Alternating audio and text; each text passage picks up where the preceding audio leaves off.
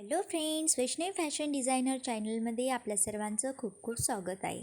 तर बघा, आजच्या व्हिडिओमध्ये आपण विदाऊट अस्तरचा कटोरी ब्लाऊज कसा स्टिच करायचा हे बघणार आहोत. तर त्यासाठी मी इथे ब्लाऊज पीस अशा प्रकारे कटिंग करून घेतला आहे.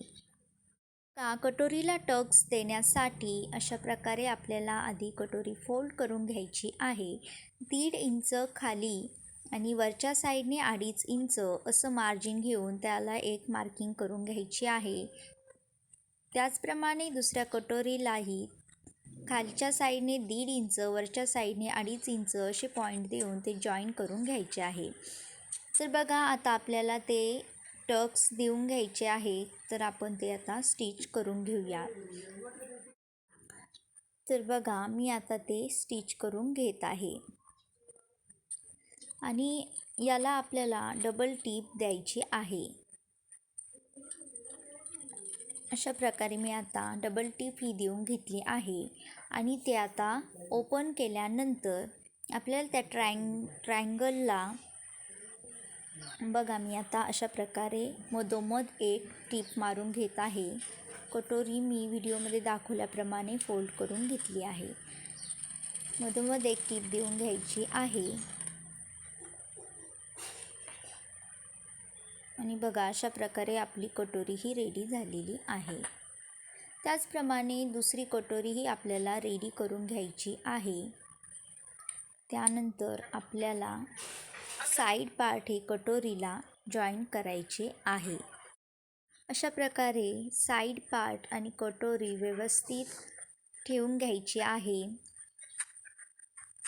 आता बघा, अशा प्रकारे मी ते जॉईन करणार आहे. 1/2 इंच मार्जिन किंवा त्यापेक्षा थोडंसं कमी मार्जिन ठेवून आपण इथे कटोरी ही साईड पार्टला जॉईन करून घ्यायची आहे. कटोरी जास्त खेचायची नाही. अशा प्रकारे आपल्याला ती टीप देऊन घ्यायची आहे. त्यानंतर बघा, त्याला आपल्याला डबल टीप ही देऊन घ्यायची आहे. दुसरा पार्ट कटोरी साईड पार्ट त्याचप्रमाणे आपल्याला स्टिच करून घ्यायचा आहे. तर बघा, अशा प्रकारे मी दुसरा पार्ट ही जॉईन करून घेत आहे आणि त्याला आपल्याला डबल टीप ही द्यायची आहे. बघा, अशा प्रकारे आपली कटोरी आणि साईड पार्ट हा जॉईन झालेला आहे आणि मी आता डबल टीप ही देऊन घेत आहे.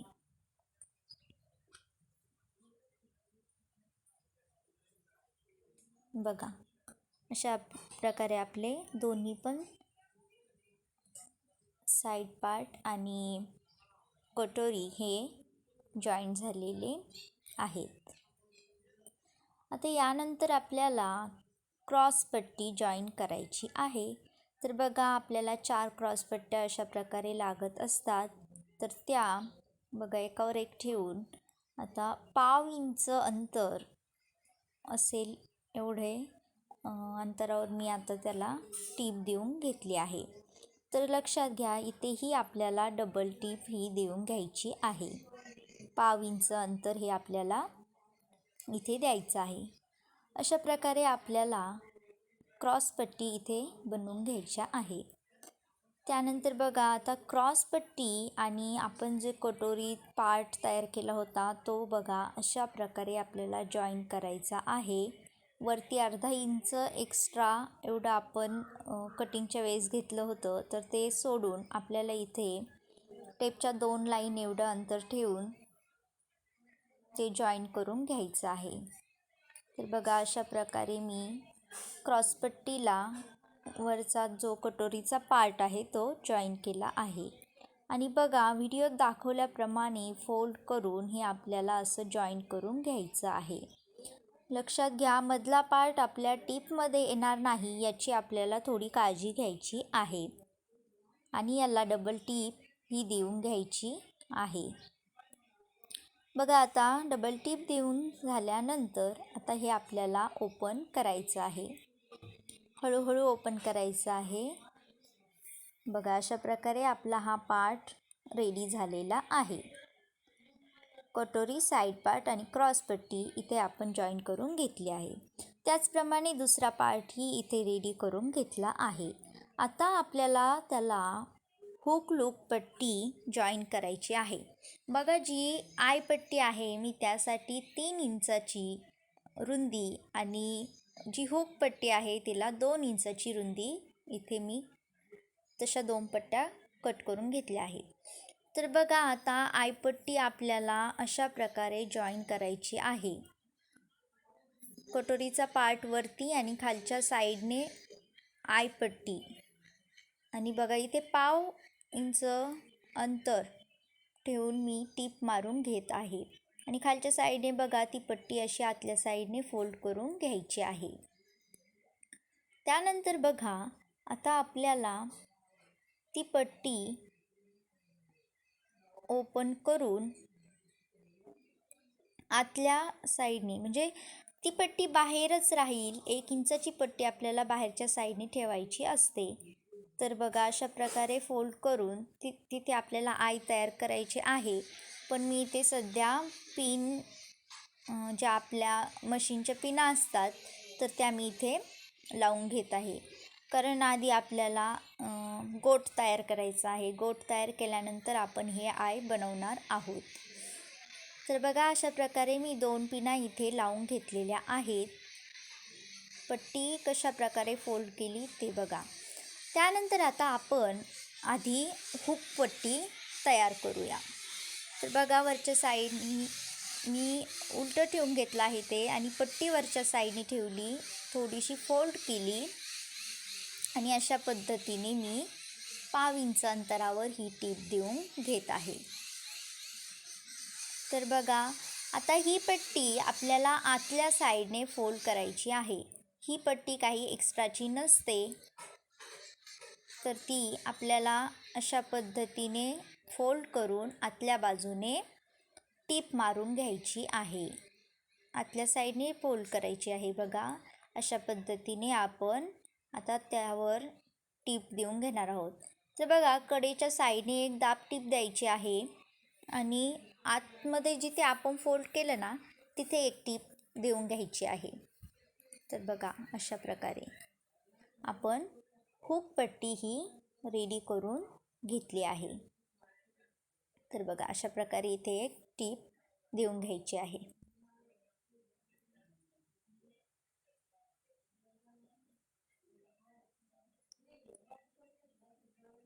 हुक पट्टी ही आतल्या बाजूने फोल्ड असते आणि आयपट्टी जी असते ती 1 इंचाची बाहेरच्या साईडने एक्स्ट्रा असते.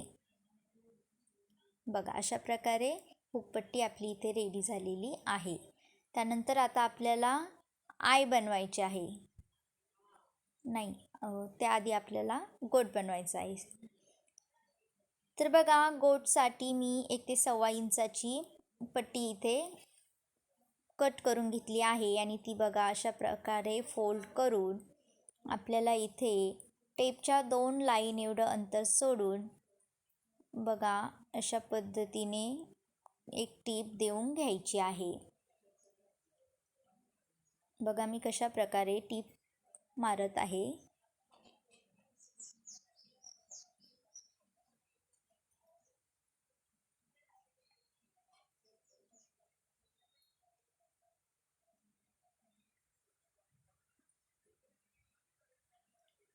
तर बघा,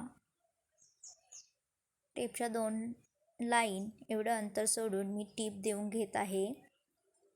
हा आपण हुकच्या साईडच्या पार्टचा गोट बनवून घेत आहोत. एक्स्ट्राची पट्टी मी इथे कट करून घेतली आहे आणि बघा अशा प्रकारे टीप देऊन घेतली आहे. त्यानंतर बघा, आपल्याला छोटे छोटे कट्स इथे देऊन घ्यायचे आहेत, त्यामुळे आपला गोट हा व्यवस्थित फोल्ड होईल. बघा, आता अशा प्रकारे ती पट्टी आतल्या साईडने फोल्ड करून आपल्याला बारीक गोट असा बनवून घ्यायचा आहे. बघा, मी अशा प्रकारे गोट बनवून घेत आहे आणि आता ही जी पट्टी टीप मारायची आहे ती अगदी त्या खाचामध्ये जाईल याची काळजी आपल्याला घ्यायची आहे. खाचामध्ये आपल्याला टीप मारायची आहे.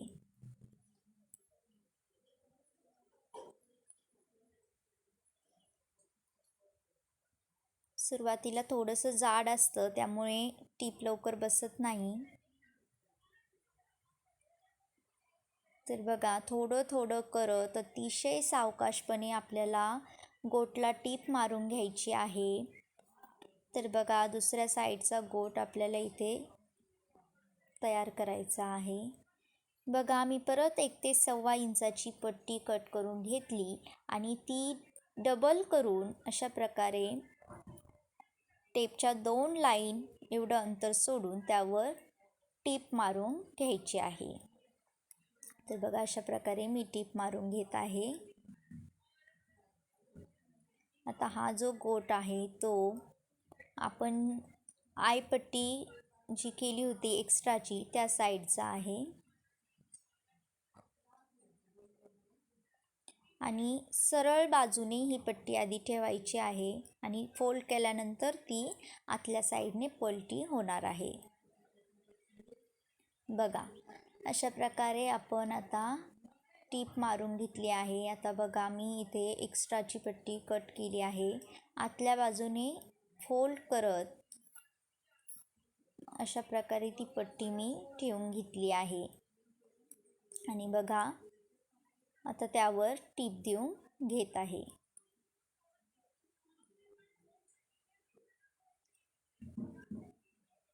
बघा अशा प्रकारे आपल्याला गोटला टीप मारायची आहे. आता ही टीप देऊन झाल्यानंतर आपल्याला काय करायचं आहे, परत आधीच्या पट्टीला जसे आपण छोटे छोटे कट्स मारले होते आतल्या साईडने तसेच छोटे छोटे कट्स आपल्याला इथे देऊन घ्यायचे आहे. बघा अशा प्रकारे मी इथे छोटे छोटे कट्स मारत आहे. पण कट्स देताना काळजी घ्यायची आहे की त्या टीपवर ते गेले नाही पाहिजे. बघा आता ही पट्टी आतल्या साईडने अशा प्रकारे फोल्ड करायची आहे आणि बरोबर तिथे खाचामध्ये आपल्याला टीप देऊन घ्यायची आहे आणि आपल्याला पाहिजे तसा गोट आपण ठेवू शकतो. कुणाला बारीक गोट आवडतो, कुणाला थोडा मोठा आवडतो मीडियम साईजचा, पण एकसारखं अंतर येईल याची आपल्याला काळजी घ्यायची आहे. गोट कसाही ठेवला तरी त्याचं अंतर जे आहे टीप देताना ती एकसारखं आलं पाहिजे आणि टीप ही खाचातच गेली पाहिजे. बघा अशा प्रकारे मी आता खाचामध्ये टीप देऊन घेत आहे. खाचामध्ये टीप येईल यासाठी आपल्याला अतिशय सावकाशपणे टीप देऊन घ्यायची आहे. भरभर जर टीप द्यायला गेलं तर ती टीप खाचात जाईलच असे शक्यता कमी असते. म्हणून आपण अतिशय सावकाशपणे इथे टीप द्यायची आहे जोपर्यंत आपली प्रॅक्टिस होत नाही तोपर्यंत तरी. तर बघा मी इथे खाचात टीप जाईल अशा पद्धतीने टीप मारून घेत आहे.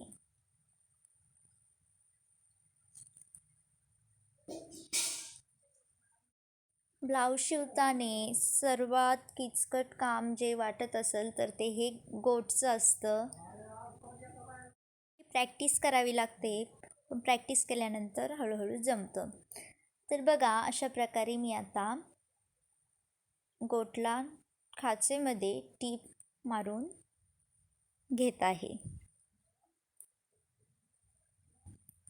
आता आपला हा जो गोट रेडी होईल तेव्हा आपल्याला आय बनवून घ्यायचे आहे.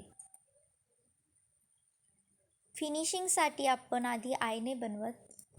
आधी गोट बनवला की त्याला वरच्या साईडनी फिनिशिंग खूप छान येते आणि ही आपली लूक पट्टी असते त्यामुळे त्याचं लूकही छानच आलं पाहिजे.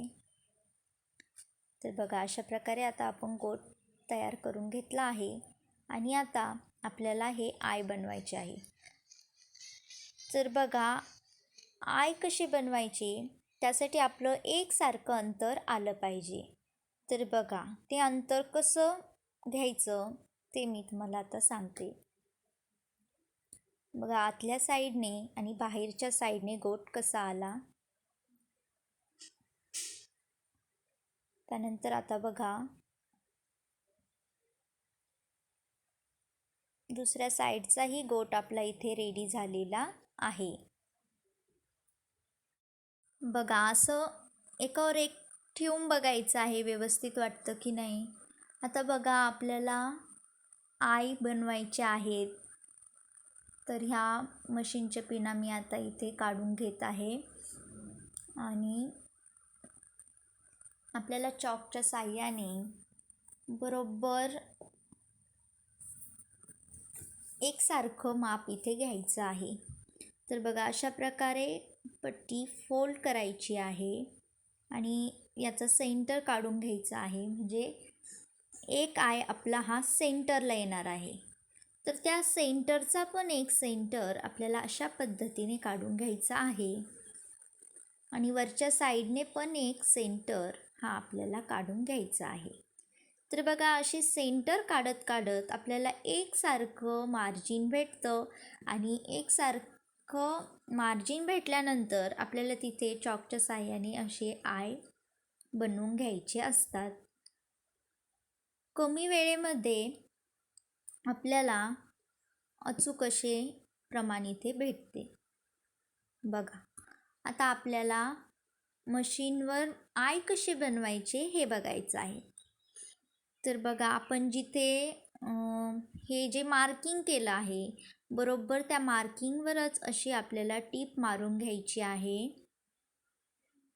हळूहळू सावकाश आपल्याला त्यावर टीप मारून घ्यायची आहे. बघा त्यानंतर असं फिरवून घ्यायचं आहे आणि दुसऱ्या आयपर्यंत सरळ टीप मारायची आहे आतल्या बाजूनी. बघा आता बघा इथं आलं की परत फिरवून घ्यायचं आहे आणि परत आयचा जसा शेप आहे त्या शेपनुसार आपल्याला टीप मारत चालायचं आहे.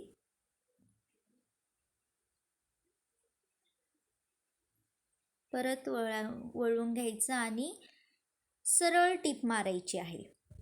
अशा पद्धतीने आपल्याला सगळे आय हे बनवून घ्यायचे आहेत. खूप सोपी पद्धत आहे.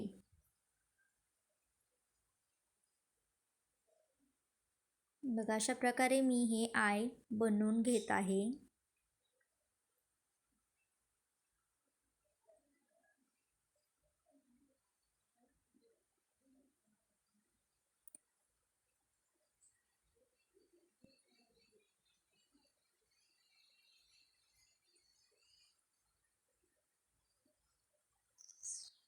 आता हे आय बनवून झाल्यानंतर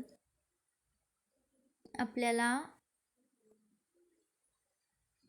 बॅक साईडचा पार्ट हा तयार करायचा आहे, पण ते आपण आता नेक्स्ट व्हिडिओमध्ये बघू. तुम्हाला आजचा व्हिडिओ कसा वाटला हे मला कमेंट करून नक्की कळवा. आपला चॅनल सबस्क्राईब करा, व्हिडिओ लाईक करा. चॅनल सबस्क्राईब केल्यानंतर तुम्हाला असेच नवनवीन व्हिडिओ बघायला भेटतील. परत भेटू नवीन अशा व्हिडिओमध्ये. आणि आपला जो राहिलेला पार्ट आहे की आपल्याला पुढे अजून बॅक पार्ट तयार करायचा आहे, बाही जॉईन करायची आहे आणि पूर्ण हातशिलाई वगैरे सगळं काही आपण हे बघणार आहोत, पण ते नेक्स्ट व्हिडिओमध्ये. तर बघा अशा प्रकारे आपला आजच्या व्हिडिओमध्ये फ्रंट पार्ट हा रेडी झालेला आहे. परत भेटू. Bye bye.